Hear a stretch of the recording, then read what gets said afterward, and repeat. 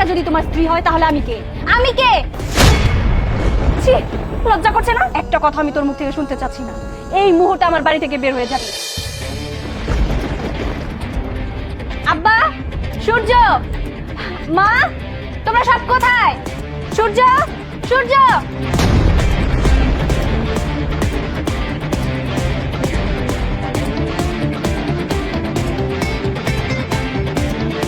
সূর্য, তোমার পাশে এই মেয়েটাকে কে আবার?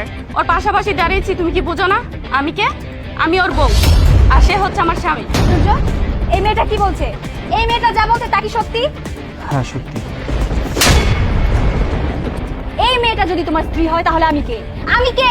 তুমিও আবার বউ, তুমি তো প্রবাসে থাকো, আর আমি বাড়িতে একা থাকি, আমার তো প্রয়োজন আছে, তাই না? আমি বিদেশে ছিলাম তো কি হয়েছে? তুমি আমার অবর্তমানে আরেকটা বিয়ে করবে? বাবা, আপনি তো এই বাড়ির গুরুজন। আপনি বেঁচে থাকা সত্ত্বেও আপনার ছেলে এই কাজটা কি করে করতে পারলো? মা অথই, তুমি তো সবই জানো, যেই সংসারে পুরুষ লোক কামাই রোজগার করতে পারে না তার কোনো মূল্য থাকে না। আমি সবই দেখি, সবই শুনি, কিন্তু আমার কিচ্ছু করার নাই, আমার কিচ্ছু করার নাই। ও আচ্ছা, আরিয়ান, তুই তো আমার দেওর না, তুই তো আমার ছোট ভাইয়ের মতো। তোর জন্য আমি কি করিনি সেটা বলতো? বিদেশ যাওয়ার পরে তুই আমার কাছে যখন যা চেয়েছিস আমি তোকে তাই দিয়েছি। ভাবি আমার এত টাকা লাগবে, ভাবি আমার ফোন লাগবে, আমি তোর জন্য সবকিছু পাঠিয়েছি। তাহলে অন্তত তোর কাছ থেকে কি আমি এইটুকু খবর পেতে পারতাম না? তুই কেন আমাকে কল করে একবারও জানাসনি যে তোর ভাই বিয়ে করেছে?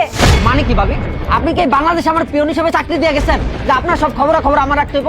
আর শোনেন, আমার ভাই যেটা করছে একদম ঠিক কাজ করছে। আপনি বিদেশের মাটিতে দিনের পর দিন, রাতের পর রাত থাইকা ওইখানে কি আকাম কুকাম করছেন সেটা তো আর আমাদের জানা না, ঠিক না? ছি, লজ্জা করছে না? এসব কথা বলতে তোর লজ্জা করছে না? আমি বিদেশে কিসের জন্য গিয়েছি, কাদের জন্য গিয়েছি? এই তোদের জন্য গিয়েছি।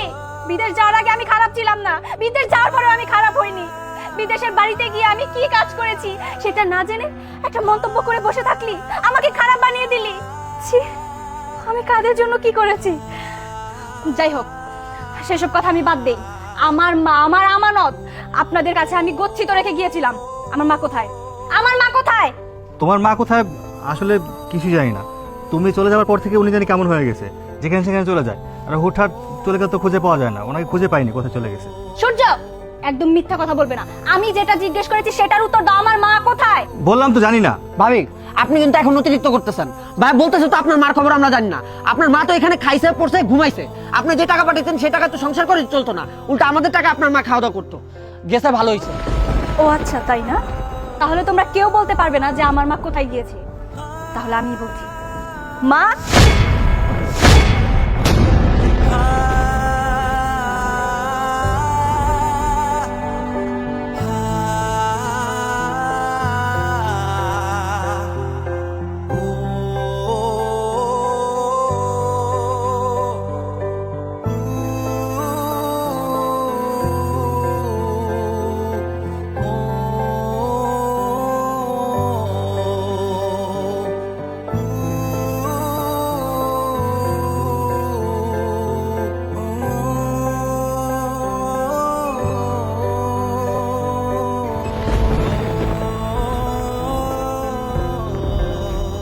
মা অথই, বিএন সাহেবকে কই পাইলা?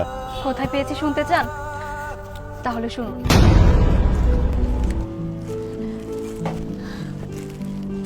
হ্যাঁ, সকালবেলা এসে রুটিগুলো হাতানো শুরু করে দিছে। যাও এনকে যা, ফকিন্নি মকিনে এরা রুটি মুটি এগুলো হাতে দিছে। একটা রুটি দাও না বাজার। কোনো রুটি দেওয়া হবে না। যা। আরে আরে, উঠুন উঠুন। মা, মা, তোমার এই কি অবস্থা? তুমি রাস্তায় কেন? আর তোমার হাতে এসব কি? তুমি এখানে কেন? মা মা মা, তুই ভালো আছিস মা? আমি তো ভালো আছি। আগে বলো তোমার এই অবস্থা কেন? বাসা ছেড়ে তুমি রাস্তায় কেন? সেও অনেক লম্বা কাহিনী মা। তুই বিদেশ চলে যাওয়ার কিছুদিন পর তোর স্বামী, তোর দেবর, ওরা আমারে ঘাড় ধাক্কা দিয়ে বাড়ির তোর বাই করে দিছে। কিন্তু তোর শ্বশুর খুব ভালো মানুষ, উনি আমার আটকে রাখতে পারে নাই। উনি যদি আমারে রাখতে যায় তাহলে উনারে সহ বাইর করে দেয়। তাই উনি নিশ্চুপ ছিল, কিছু কইতে পারে নাই। কি? ওদের এত বড় সাহস ওই বাড়ি থেকে তোমাকে বের করে দিয়েছে? ঠিক আছে, এর শেষটা কোথায় আমি সেটাই দেখব। চলো আমার সাথে। চলো। মা অথই, আমি এতদিন শুধু খালি তোমার জন্য অপেক্ষা করতেছিলাম। আমি মুখ খুলতে পারি নাই, আজ আমি মুখ খুলুম। এই যে সূর্য আর এই যে আমার কুলাঙ্গার ছোট পোলা, এগো দুইজনের জন্য আমি মুখ খুলতে পারি নাই, শুধু দেখছি খালি। সূর্য, কার জন্য রে এরকম ভালো খাইতেছোস, ভালো পড়তেছোস, ভালো থাকতেছোস? হ্যাঁ, একবার কি তোরা চিন্তা করছোস? মা অথই, এই যে আমি দুইটা পোলা জন্ম দিছি, কিন্তু মানুষ করতে পারি নাই। জানোয়ার জন্ম দিছি আমি, জানোয়ার। আমি সব দেখছি, কিচ্ছু বলতে পারি নাই। কারণ কি জানোস অথই মা, আমি কামাই রোজগার নাই আমার, আমি কিচ্ছু করতে পারি না। যার জন্য আমি কলা গাছের মতো এই দাঁড়াই রয়েছি এই সংসারে। আমার কথা কেউ শুনতে চায় নাই। কার জন্য রে? একটা মেয়ে মানুষ হইয়া বিদেশে যাইয়া দিনের পর দিন, রাতের পর রাত, বছরের পর বছর কত কষ্ট করছে আমার এই অথই মা। লাখ লাখ টাকা পাঠাইছে, আর সেই টাকা দিয়ে তোরা ফুর্তি করছস। মনে পড়ে না? মনে পড়ে না সেই দিনের কথা? না মারে, তোর নামে অনেক আজে বাজে কথা কইছে, আমি কিচ্ছু বলি নাই। শেষ পর্যন্ত এই মায়াডারে আনছে এই সংসারে। যেদিন থেকে এই মায়াডা এই সংসারে আইছে, সেদিন থেকে আমার এই সংসার জইলা পুইরা সার হয়ে গেছে। আমি কিচ্ছু কইতে পারি নাই। আমি মা, আমি কিচ্ছু কইতে পারি নাই। আমি কি করুম? কলা গাছের মতো দাঁড়াই রয়েছি এই সংসারে, আমার কিচ্ছু করার নাই অতই মা। হ্যাঁ বাবা, আপনি আপনার জায়গা থেকে ঠিক আছেন, কিন্তু ওরা ওদের জায়গা থেকে ঠিক নেই। আমি ওদের জন্য কি করিনি আপনিই বলুন। আমি এত কষ্ট করে বিদেশে ছিলাম, এতগুলো বছর কষ্ট করেছি। আমি আমার স্বামী, আমার সংসার সবকিছু ফেলে ওই বিদেশে দিনের পর দিন কষ্ট করেছি। আসলে প্রবাসে যারা যায় না, তারা ওখানে আরামে থাকে না। মাথার ঘাম পায়ে ফেলে দিনের পর দিন পরিশ্রম করে টাকা ইনকাম করে, আর সেই টাকা আমি তোমাদের কাছে পাঠিয়েছিলাম তোমাদের সুখের জন্য, যাতে তোমরা ভালো খেতে পারো, ভালোভাবে চলতে পারো। আর সেই তোমরা কিনা আমার সাথে বেইমানি করেছো। না মা, না, তুই কোনো চিন্তা করিস না মা।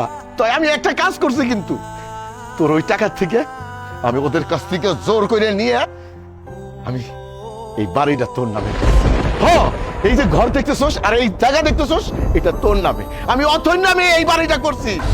মানে কি আব্বা, তুমি এটা কি করছো? তুমি এই বাড়ি ভাবি নামে লেখা দিছো? মানে ছোটবেলা থেকে কোনো কিছু দিতে পারো নাই, এখনো তো কোনো কাম করো না, বয়া খাও ভাইয়ের টাকা, আর তুমি এই বাড়ি কেমনে ভাবি নামে লেখা দাও? হ্যাঁ, আমি ঠিকই করছি। যারে দিয়ে সিন্নি খাইলি, মোল্লা চিনলি না। তার মানে তুমি ঘরের খাইয়া বোনের মোষ তাড়াইছো, তাই না? খাইছো আমারটা, পড়ছো আমারটা। আরে দুধ কলা দিয়ে আমি কাল সব পুষছিলাম। তুমি তো বাপ না, বাপ নামে কলঙ্ক। চুপ চুপ, নিমক হারাম তোরা হইতে পারিস, কিন্তু আমি না, আমি না। কারণ এই অথই মারে আমি নিজ হাতে এই সংসারে আসছিলাম। যখন আমি দেখলাম তোরা রাক্ষসের মতো এই অথই মার সব টাকা পয়সা গ্রাস করতেছস, তখন আমি চিন্তা করলাম যে এছাড়া আর কোনো উপায় নাই। আমার অথই মা আইসা যে একটু উঠবো, মাথা গুজবো, সেই জায়গাটা নাই। তখন আমি এই চিন্তাটা কইরা এই জায়গাটা এবং এই ঘরটা আমার অথই মান নামে। বাবা, আপনি যা করেছেন আমার বাবার মতোই কাজ করেছেন। এই বাড়িতে বউ হয়ে আসার পর থেকে আমি আপনাকে আমার বাবার আসনেই বসিয়েছিলাম। হ্যাঁ, আমার বাবা যেহেতু এই বাড়িটা আমার নামে করেছে, তার মানে আজকের পর থেকে এই বাড়িতে আমি, আমার মা এবং আমার বাবাই থাকবে। তোরা কেউ এই বাড়িতে থাকতে পারবি না। ভাবি, আপনি আমরা ভুল বুঝতেছেন। আমরা তো আসলে চুপ! একটা কথা আমি তোর মুখ থেকে শুনতে চাচ্ছি না। এই মুহূর্তে আমার বাড়ি থেকে বের হয়ে যাবি, আর সেটা যদি না করিস ঘাট ধাক্কা দিয়ে বের করে দিবি। তুমি দাঁড়িয়ে আছো কেন? হা করে যাও। তার মানে তুই আমাকে মিথ্যা বলেছিস? মিথ্যা বলে আমাকে বিয়ে করেছিস? চল, আজকে তোকে বিয়ে স্বাদ মিটাবো। মা অথই, মা, বিয়ান সাহেব, আপনি তো সবই বুঝেন, সবই জানেন। আমার করার কিছুই ছিল না, আপনি চলে গেছেন। আমি তো কত কষ্ট পাইছি। বিয়ান সাহেব, আপনি আমার মাফ করে দেন। না না ভাই, আপনি কেন আমার কাছে ক্ষমা চাইতেছেন? দোষ তো আপনার না, দোষ তো আমার ভাগ্যের আর ওই শয়তান গো। তো আপনার কাছে আমি কৃতজ্ঞ, আপনি আমার মাইয়াটারে থাকার মতো একটা জায়গা করে দিয়েছেন। বিয়ান সাহেব, আমি তো বাপ, আমি ভুল করতে পারি না, সন্তানটা ভুল করতে পারে। ওমা, তোমার মারে নিয়ে তুমি ভিতরে যাও, ভিতরে যাও। হ্যাঁ বাবা, যাব। আমার তো সবকিছুই শেষ, তবে তবে আমার একদম কষ্ট নেই। আমার মা আছে আমার পাশে, আমার বাবা আছে, এটাই আমার অনেক। মা, আসো।